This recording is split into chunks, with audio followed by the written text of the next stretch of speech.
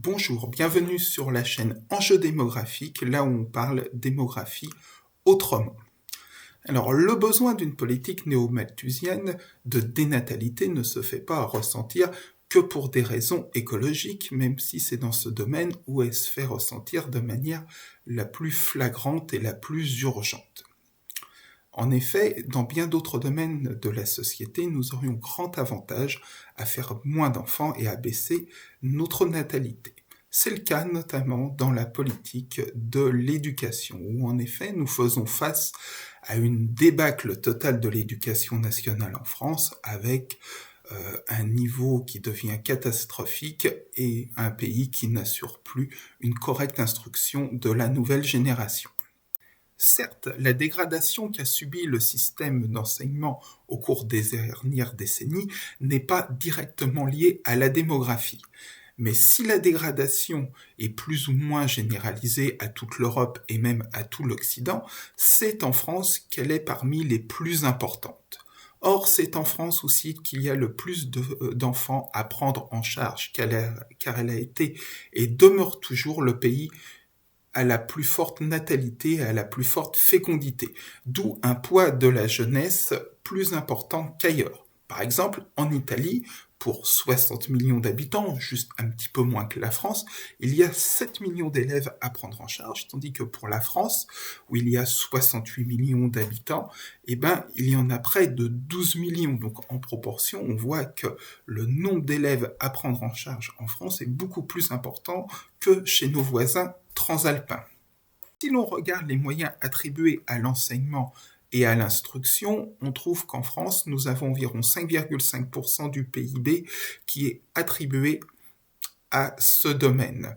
Ce qui apparaît honorable, parce que ce chiffre est pris hors enseignement supérieur, et que si on le compare par exemple encore une fois à l'Italie, là-bas il n'est que de 4,1%. Alors ce chiffre est souvent ressorti par le gouvernement pour dire qu'en France on fait attention à l'éducation, on y donne les moyens, qu'on ne lésine pas sur la jeunesse. Mais en fait, si on ramène au nombre d'élèves, ceci est beaucoup moins glorieux. On se retrouve à ce moment-là juste dans la moyenne de l'OCDE pour ce qui est de l'enseignement secondaire, et dans l'enseignement primaire, on est carrément en dessous. Donc le niveau moyen alloué, ramené au nombre d'élèves est ainsi en France pas particulièrement remarquable. Surtout que le facteur aggravant, c'est qu'on a donné les chiffres en pourcentage de PIB, c'est que le PIB de la France est plutôt plus faible que les autres pays européens, vu que maintenant la France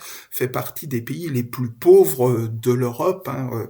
On est notamment très en deçà de tout ce qui est l'Europe du Nord, même l'Europe germanique, et même maintenant d'une partie de l'Europe du Sud. Donc derrière une apparence de forts moyens, en fait, c'est plutôt des moyens faibles qui sont attribués à chaque élève en France. Alors ceci se traduit par notamment un nombre d'élèves par classe plus élevé qu'ailleurs. On est à 21,3 élèves par classe en France, contre 19,1 en Europe et 20,1 dans le reste de l'OCDE. Donc ce n'est pas particulièrement extraordinaire, même si les chiffres en manière absolue, on se dit 1 ou 2 élèves par classe, c'est pas forcément ça qui change. Par contre, encore un autre domaine où la France est à la peine, c'est celui bien sûr de la rémunération des enseignants, où là on est vraiment à un très mauvais niveau et qu'on est bien avec des enseignants beaucoup moins rémunérés qu'ailleurs en Europe et même que dans l'OCDE. Et en plus, ça se traduit aussi par des conditions d'enseignement qui sont souvent mauvaises. Alors non seulement le climat scolaire est marqué comme très souvent dégradé, mais aussi les conditions matérielles sont aussi pas très bonnes. On a affaire souvent à des établissements très vétustes, sales, voire insalubres. On ne parle même pas de l'état des toilettes des élèves, où on en a entre un tiers et la moitié qui n'osent même pas y aller tellement que c'est dégoûtant, et qu'on en a même 15% qui font des infections urinaires parce qu'on ne peut pas utiliser ce genre d'endroit de manière normale.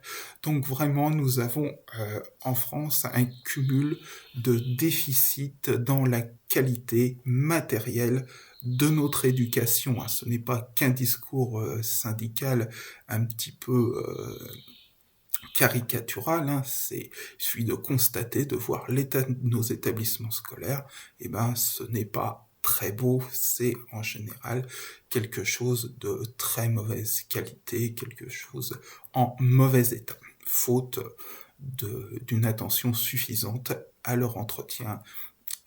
Mais vous me direz qu'à la fin, ce sont les résultats qui comptent. Mais là, pas de raison de se consoler.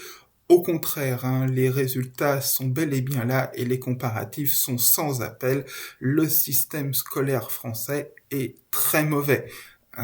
Déjà, c'est un ressenti général dans le corps enseignant de constater que le niveau a tendance à baisser, voire à chuter, que lorsqu'on compare les résultats des élèves d'il y a 30 à 40 ans, les nôtres d'aujourd'hui sont à des années en retard. Si on prend le niveau d'un élève de 4e aujourd'hui par rapport à quelqu'un qui passait le certificat d'études il y a un demi-siècle, on est à des années-lumière du même résultat.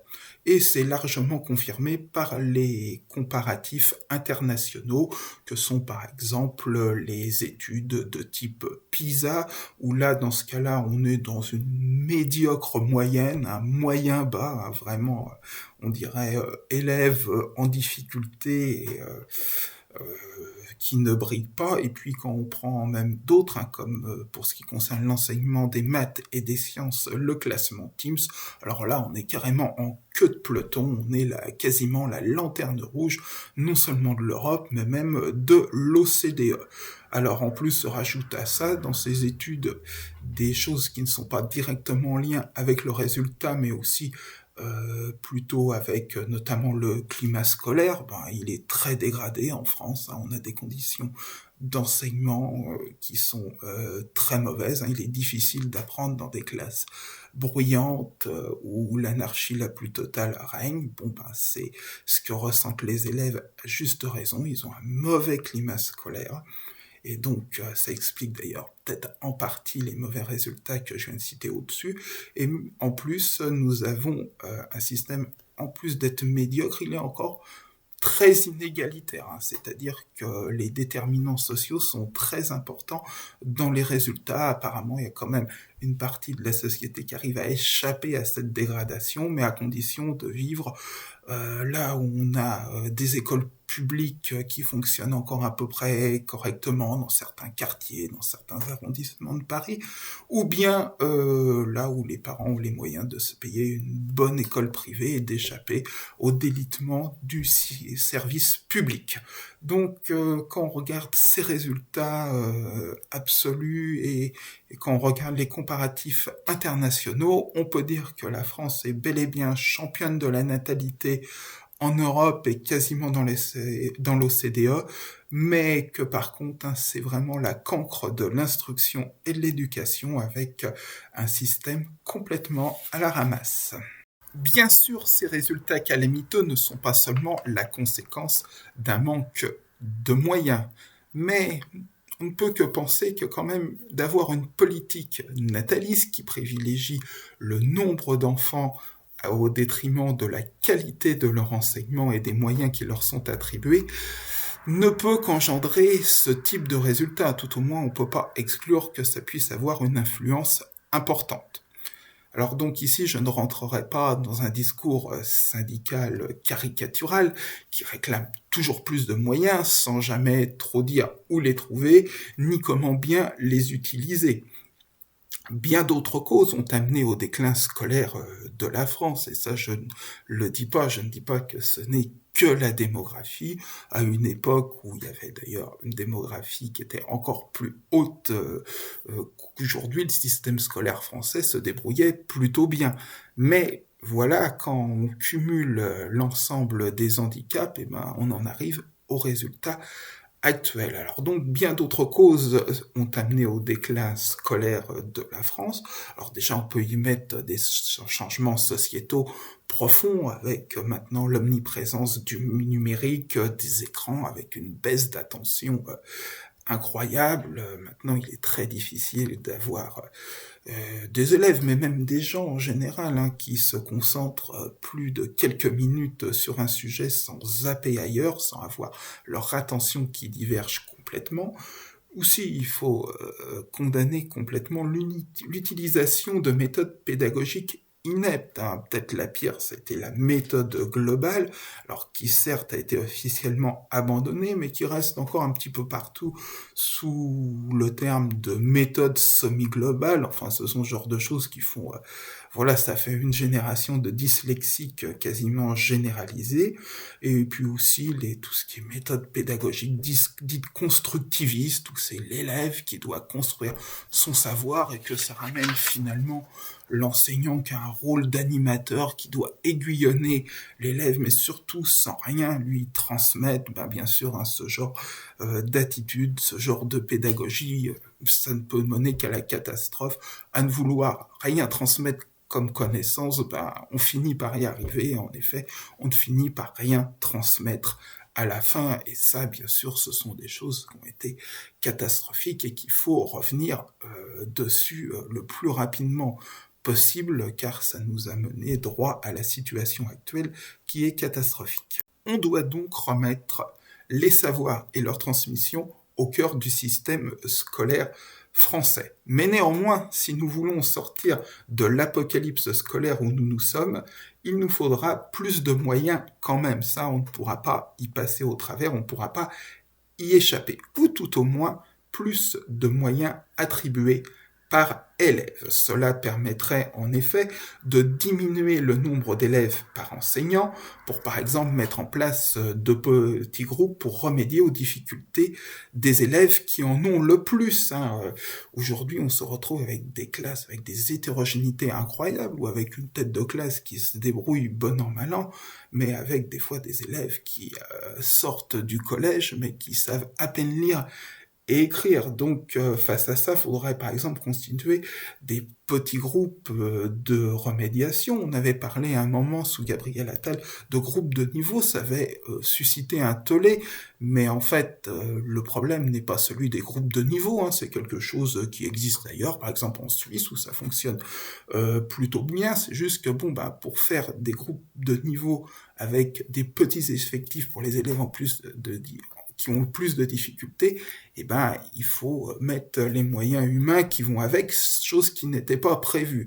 Alors donc ça, de ce côté-là, la contestation syndicale était juste. Faire des groupes de niveau sans moyens, c'est vrai que ça n'apporte pas beaucoup de bienfaits, à part peut-être quand même celui de retirer un boulet au pied aux élèves qui s'en sortent quand même, parce que quand on a des classes hyper hétérogènes, il est dur de progresser pour ceux qui s'en sortent le mieux, parce que ils se traînent comme des boulets comme ça, des élèves qui n'ont même pas leur place à ce niveau scolaire-là. Mais voilà, donc pour mettre ça en place, il faudrait mettre quand même un petit peu des moyens pour mieux encadrer ces élèves les plus en difficulté. Il faudra aussi plus de moyens financiers pour rémunérer correctement les enseignants, notamment pour les attirer dans les concours, où on a plutôt une érosion du nombre de candidats. Alors donc ça c'est pour la quantité, mais aussi on a une érosion de la qualité des candidats, notamment dans certaines disciplines, comme les mathématiques. Et donc il faut, on n'attire pas les mouches avec du vinaigre, donc pour attirer les enseignants, des enseignants de qualité parmi les meilleurs étudiants, il faut des salaires qui suivent avec. Et déjà rien que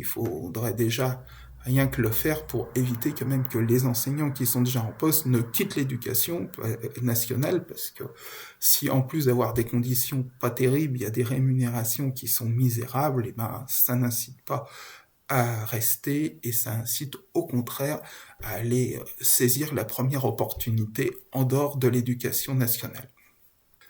Donc, si l'on veut s'en sortir, il faudra quand même un moment plus de moyens, ou tout au moins plus de moyens par élève, et c'est là qu'intervient la dénatalité, pour permettre de donner plus à chaque élève à effort général constant, car il ne vous a pas échappé que il va être difficile de trouver plus de moyens dans l'absolu, vu l'état des finances publiques, vu l'état de l'économie du pays qui est en plein effondrement. On va avoir du mal à trouver plus d'argent dans les années qui viennent.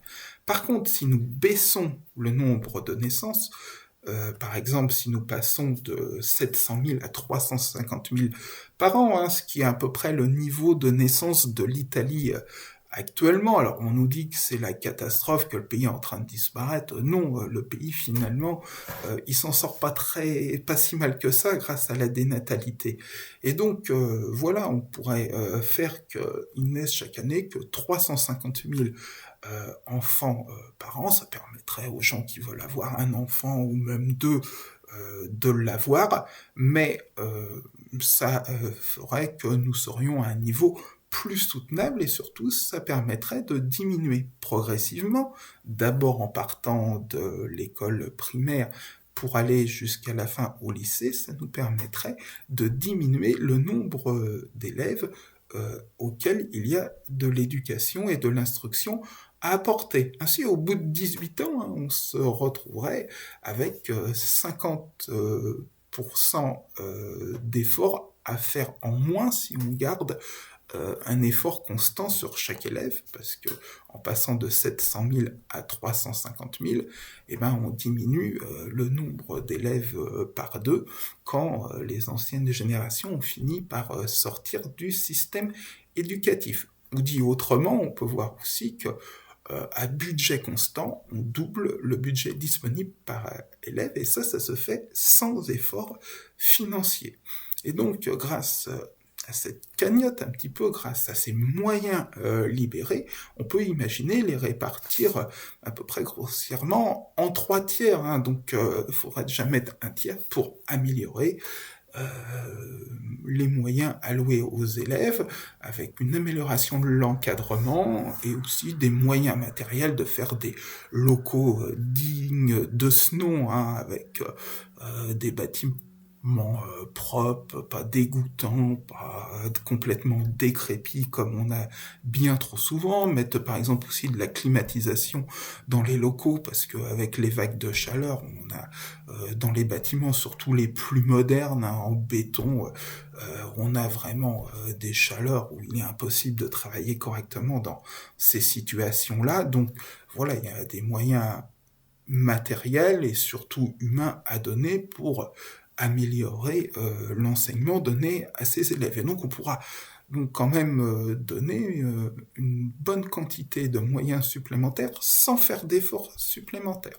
Alors il faudra quand même en garder dans ces moyens dégagés une partie pour améliorer les salaires enseignants qui sont bien trop bas, déjà en comparatif par rapport aux autres pays voisins, mais aussi en comparatif par rapport à ce qu'ils étaient il y a 10 ou 20 ans, où avec le blocage de l'indice des fonctionnaires, on a une érosion du pouvoir d'achat qui finit par être énorme, car ça s'accumule depuis des années, et chaque année,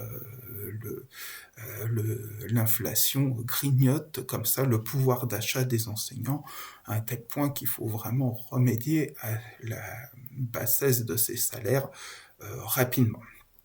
Et puis un tiers encore pourra être aussi réorienté vers d'autres services publics que l'éducation nationale, parce que là je vous ai parlé de l'éducation nationale qui est sûre et dans un état de décrépitude avancé, mais ce n'est malheureusement pas le seul. Des services essentiels comme la santé, comme l'entretien des infrastructures ne vont pas mieux. C'est même encore pire. Si vous avez été voir un hôpital public ces derniers temps, ça craint. On se croirait dans des dispensaires de brousse. Parfois, les infrastructures, quand on voit l'état a des rues, des routes, ce n'est pas non plus très très glorieux, donc voilà, on peut pas donner tous les moyens à l'éducation nationale. Il y a plein d'autres services publics qui sont aussi complètement exsangues par les politiques qui ont été menées par ces derniers temps, par l'austérité qui finalement dure depuis les années 1983-1984, et donc il est aussi important de pouvoir réattribuer une partie des moyens économisés à d'autres services publics. Donc si nous continuons, si nous amplifions la baisse du nombre de naissances tel qu'il a été amorcé, nous pourrons bénéficier un temps, en tout cas, d'un dividende de dénatalité. Alors, ce bénéfice de dénatalité, il est bien sûr que transitoire, car à la fin, à force de faire de moins en moins de naissances, on finit par avoir une population qui baisse. C'est d'ailleurs l'objectif souhaité pour avoir un impact moins important sur notre environnement et sur notre planète.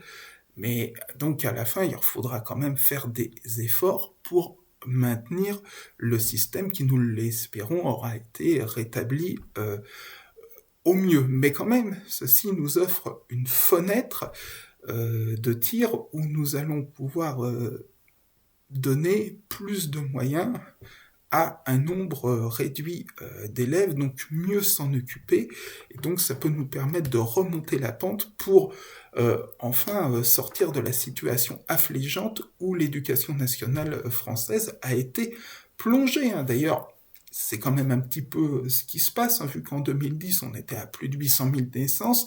Là, en début 2026, pour 2025, on devrait être un petit peu en dessous de 700 000, donc c'est déjà un mieux. Ça commence un petit peu à se ressentir dans les écoles primaires, et donc il faut se battre pour maintenir quand même ces moyens, et que le bénéfice ne soit pas entièrement prélevé pour faire je ne sais quoi dans les moyens dans le budget de l'État. Mais voilà, ça commence déjà un peu à se ressentir, et il faut amplifier ce mouvement, comme je le disais, il faudrait tomber vers les 400 000, 350 000, là on aurait vraiment des marges de main-d'œuvre qui seraient beaucoup plus importantes pour permettre de faire un rétablissement de notre système éducatif en bien triste état. Alors, la baisse de natalité et l'augmentation des moyens disponibles par élève qui en résulte ne fera pas tout non plus, surtout si ces moyens supplémentaires sont mal utilisés, car contrairement au discours syndical classique, il n'y a pas qu'un manque de moyens, il y a aussi une mauvaise utilisation de ces mêmes moyens. Il y a beaucoup de gaspillage dans l'administration de l'éducation nationale, dans les établissements, et souvent une mauvaise gestion. Par exemple, ça ne coûterait pas bien cher d'avoir des toilettes propres, bien entretenues. Je veux bien qu'il y ait des problèmes de budget, mais enfin, la propreté, en général, comme on dit, ça ne coûte pas bien cher. Et pourtant, ce n'est pas en général reluisant. Donc, tout ceci, par exemple, là, l'état des toilettes scolaires, c'est quelque chose qui vient plus de la négligence, du je m'en foutisme qui peut régner au sein de l'administration de l'éducation nationale, que d'un vrai manque de budget. On préfère faire des réunions à 18h pour discuter pendant 2 heures du bien-être des élèves, du vivre ensemble, etc., etc. Mais par contre, on est incapable de mettre un rouleau de papier toilette dans les WC. Donc voilà, ce genre de choses, même avec plus de moyens, il faudra aussi le résoudre. Je parlais aussi de tout ce qui était pédagogie, etc. Bien sûr, il faut se servir de ces moyens à bon escient et de manière efficace. Donc, mais quand même, on est aussi dans un problème culturel où on est quand même dans un pays où finalement on a privilégié le nombre d'enfants, on a privilégié le fait de faire de nombreuses naissances, mais que après, par contre, la société, les budgets, mais aussi l'attention qu'on prête à la jeunesse est en fait très déficitaire. Donc, on a préféré faire beaucoup plutôt que bien. Il ne faudra pas aussi donc, hein, comme je le disais, continuer à dilapider les moyens supplémentaires disponibles avec des gadgets numériques et autres tablettes dans les classes. Hein. Tout ça, c'est quelque chose qui est loin d'être positif. C'est nuisible, hein, le numérique, hein, ça doit être vraiment à dose homéopathique, là où il peut apporter des avantages, mais c'est rarement le cas. Hein. Mais sauf que voilà, pour faire moderne, pour faire genre qu'on s'occupe des jeunes. Hein. Les collectivités locales, elles ont été les reines pour distribuer ordinateurs, tablettes, informatiser tout, mettre des logiciels plus ou moins bancals un petit peu partout. Mais tout ça, c'est de la dilapidation de moyens qui finalement sont plus nuisibles que bénéfiques au redressement du niveau d'enseignement. Il faudra aussi redonner une partie de ces moyens pour faire une formation des enseignants au niveau disciplinaire, hein, parce qu'aujourd'hui, la formation des enseignants, c'est devenu vraiment du grand n'importe quoi, et donc ce qui fait qu'on risque d'avoir des enseignants qui, dans les années à venir, auront un bagage disciplinaire qui sera moins chargé qu'avant. Toutes ces précautions prises, nous voyons qu'en faisant en sorte d'avoir moins d'enfants, on leur offre déjà un pays et un monde moins surpeuplés avec toutes les vertus, avec tous les avantages que cela offre. Mais rien que sur le plan écologique.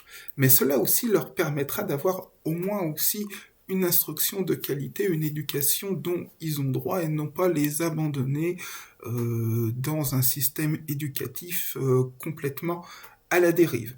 En dégageant les marges nécessaires, en dégageant des moyens suffisants pour assurer cette instruction, on va aussi donc leur assurer une meilleure jeunesse, donc pas seulement sur le plan écologique, mais aussi sur le plan culturel. On va en sorte leur offrir un meilleur avenir. Donc l'exemple de l'éducation nous montre que, loin d'être qu'une question qui opposerait d'un côté des avantages écologiques évidents à la dénatalité, mais qui de l'autre offrirait des inconvénients au point de vue de la société, au point de vue de l'économie, eh ben non, nous voyons que au contraire, la dénatalité, elle a des avantages non seulement sur le plan environnemental, mais aussi sur bien d'autres aspects du fonctionnement, ou plutôt du dysfonctionnement de nos sociétés. Et nous verrons qu'il y a dans bien d'autres domaines où finalement la dénatalité nous offre des avantages et nous offre des solutions à bien des maux. Voilà, donc c'est sur cette note optimiste que je vous quitte, hein, donc en disant qu'il faut bien sûr continuer cette baisse des naissances jusqu'à arriver à un niveau qui nous permette de baisser la population. Ceci vaut non seulement sur le plan écologique, mais sur bien des domaines, dont celui de l'éducation, où nous pouvons bénéficier d'une fenêtre de moyens pour sortir de la crise où nous sommes. Je vous remercie de votre attention et vous dis à bientôt pour une nouvelle vidéo sur enjeux démographiques.